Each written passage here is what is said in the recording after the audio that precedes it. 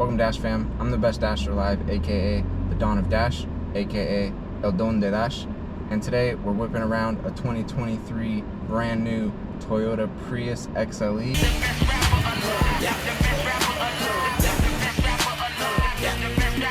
This is an exciting one, to be honest. The new Toyota Prius is a lot better looking than it used to be, and it's on a lot more people's radars than it used to be. Prius is silent if he keeps it under 5 miles per hour. He deserves the win. Come on! Ow! Are your legs broken?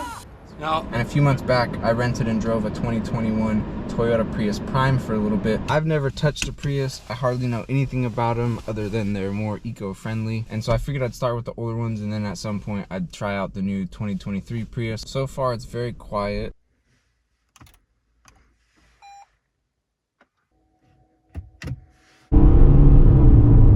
Very silent up until I started giving it some real gas at like 40, 50 miles per hour. It just feels very like narrowed down on you, and your vision's just really, it's like a slit. The steering and the acceleration both feel nice. I'm seeing right here, we've got EV Auto, HV EV, and drive mode, which I'm guessing drive mode is just like a sport mode.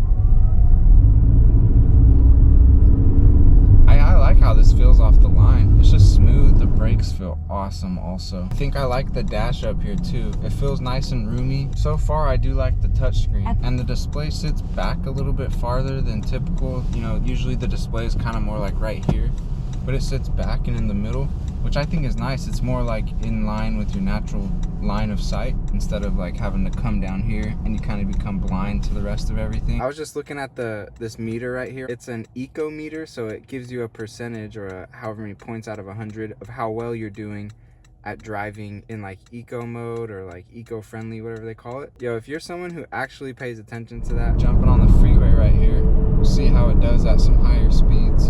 It feels nice. Feels stable. Cruise control does something I don't like, where if you start getting close to a car, it automatically slows you down. I don't like that, because then I don't realize always that I'm slowing down, and I could be going faster if I just jump in a different lane. I just feel like unless it's auto drive, which still isn't where I'd like it to be, everything else, all this like whatever they called this one, radar, cruise control, collision lane, steering, doesn't work well. And honestly, I thought I wouldn't really like the hybrid feel.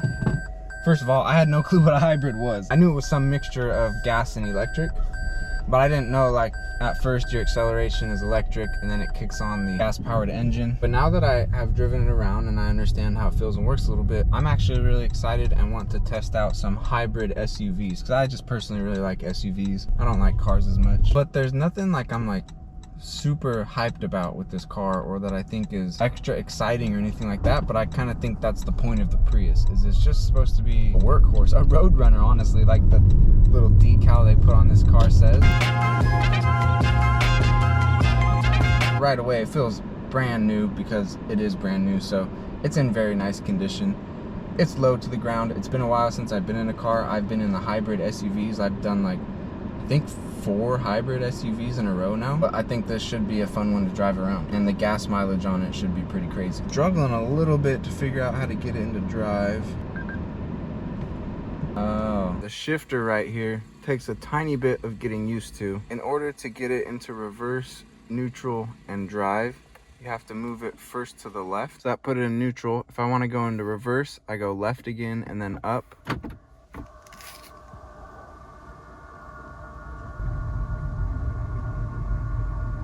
If I want to go into drive, left, down.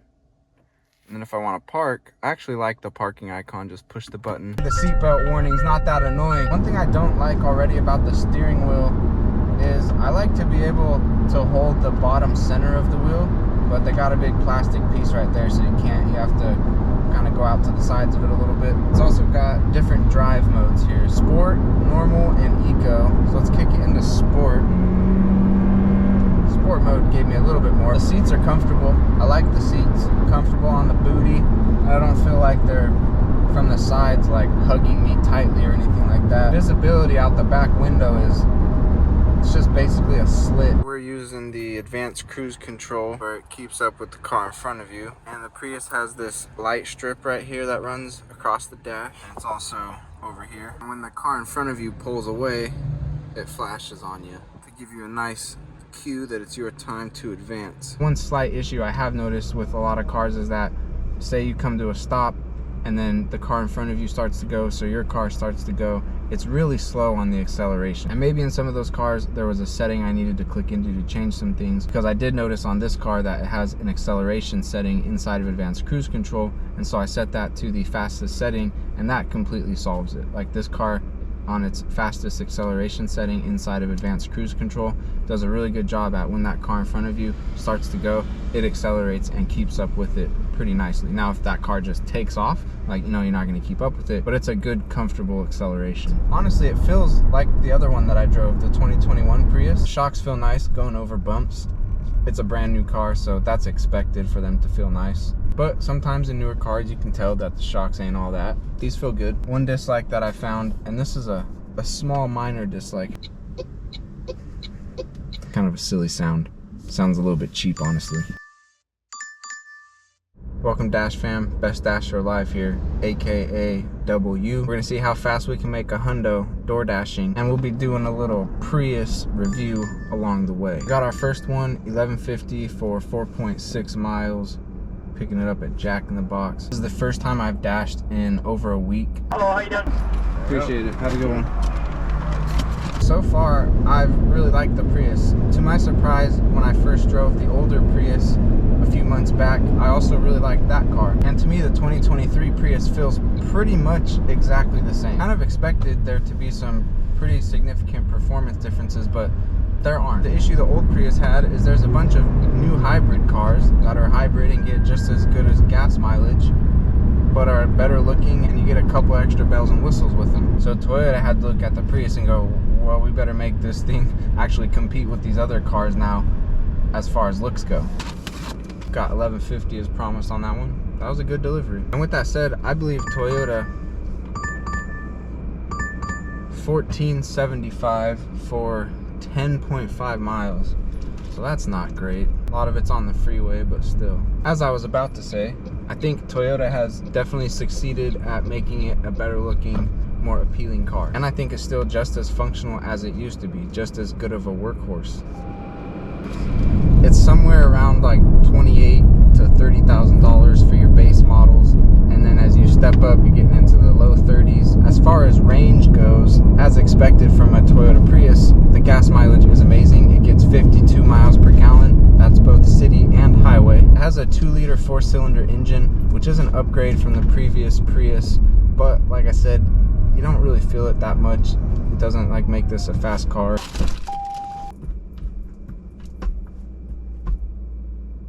$14.75 as promised. We are at $26.25. Taco Bell, $6, 2.4 miles.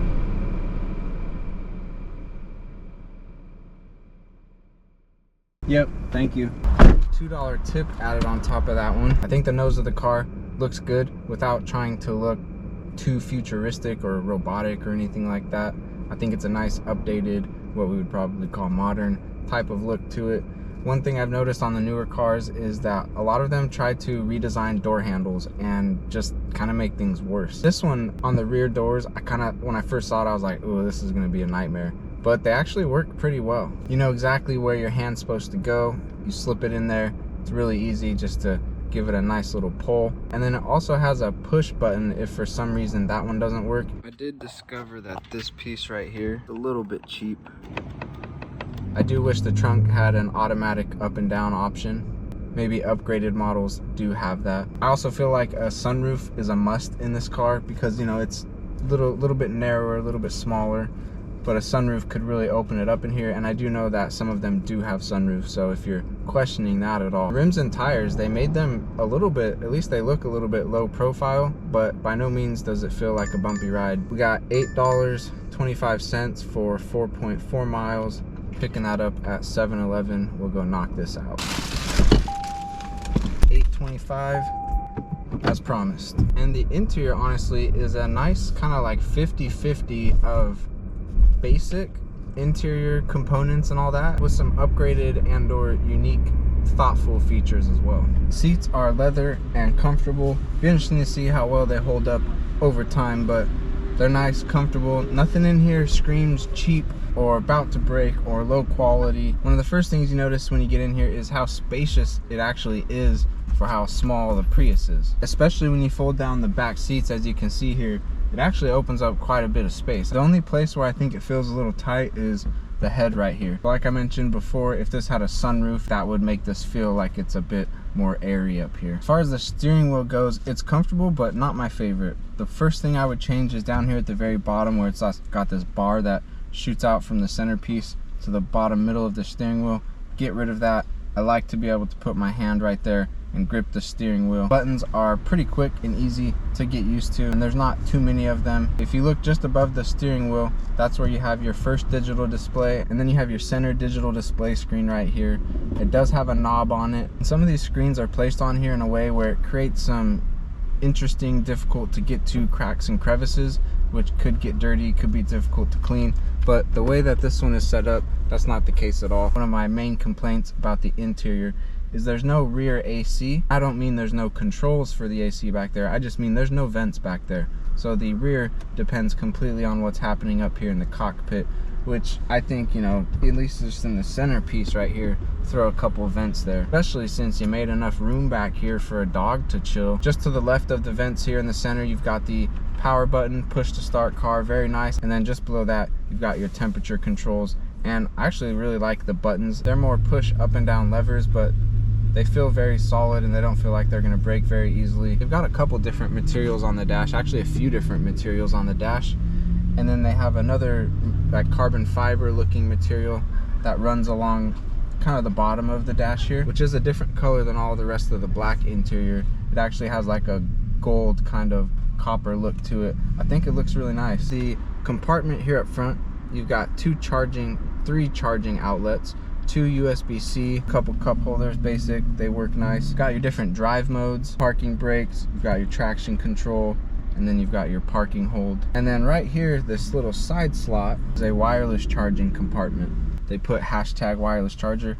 I'm not sure exactly what they're trying to do with all the hashtags. And then once you open this hatch right here, 2 more USB-C charging ports inside of here. Driver controls over here on the door are just your basic controls. Control your side mirrors, control your windows up and down. One thing I really like about the Toyota windows is if you click it all the way down, all the way through, then it brings the window down automatically for you, and same on the way back up. And that's for every single one of the windows, not just for the driver's side. That's actually a really nice touch that I like. And then right here on the dash, I forgot to mention, they wrote Prius in a really nice font, you know, they did the same thing on the back of the car.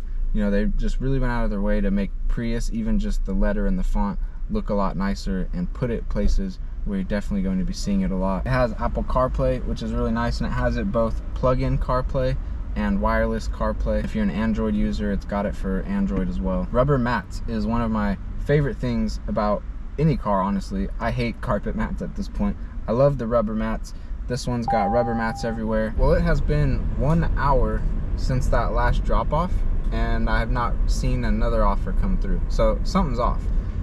So that means I gotta end this dash and start a new one. Ended that one, $42.50. There's a whole hour in there that this last hour nothing happened. Another thing I dislike about the interior, and I experienced the same thing in the Toyota Venza, so I think this just might be a Toyota thing that's happening. The front windshield has a different tint, a different hue to it than the side windows do. The side windows have a little bit more of a yellow filter to them, and the front windshield has a little bit more of a blue filter. So when you go from one to the other, the outside looks like it's changing colors from blue to yellow a little bit.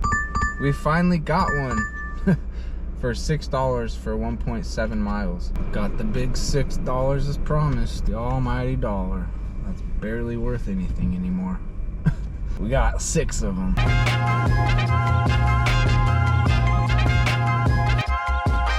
4 different categories with a 5th total category that sums up the previous 4.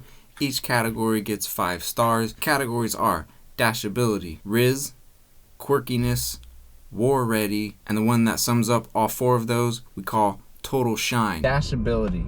It's very close to getting the full 5 stars because of how comfortable it is, how durable it is, how great the gas mileage is. It's an extremely dashable car, but because of its size, because it is a little bit small, say you wanted to bring a passenger, another $650 for 1.6 miles, and I gotta make a U-turn. If you got some huge DoorDash loads and you were cruising with your dog or with a homie or a family member or something, then maybe you are getting a little bit limited. And this one specifically doesn't have the sunroof on it, so it's not quite as spacious as this car could be made to feel. So I'm giving it a 4.5 stars out of 5 stars for dashability. Riz, is it sexy? Is it eye candy? Yeah, it actually is a little bit now. I don't think it surpasses all of the other cars out there or anything like that, but like we've talked about already, it's not an ugly car anymore. We'll give it a solid 3 out of 5 stars for Riz. War ready, 1 star out of 5. Could be less, but it has great gas mileage for a good getaway vehicle. And when you fold the seats down, it's got some cargo space, and it's got the rubber matting on there so you can throw stuff down there and it won't slip and slide around all over the place in the event of a tricky getaway escape quirkiness. To be honest, the old one would have got way more points on the quirkiness scale, but this one still does have some quirks to it. You know, like we got the hashtags going on. So I give it a solid 2.5. It's not a full-blown quirkmobile by any means. That comes to about 10 out of 20 stars, which gives the 2023 Toyota Prius XLE a 50% total shine. 1175 for 3.4 miles McDonald's.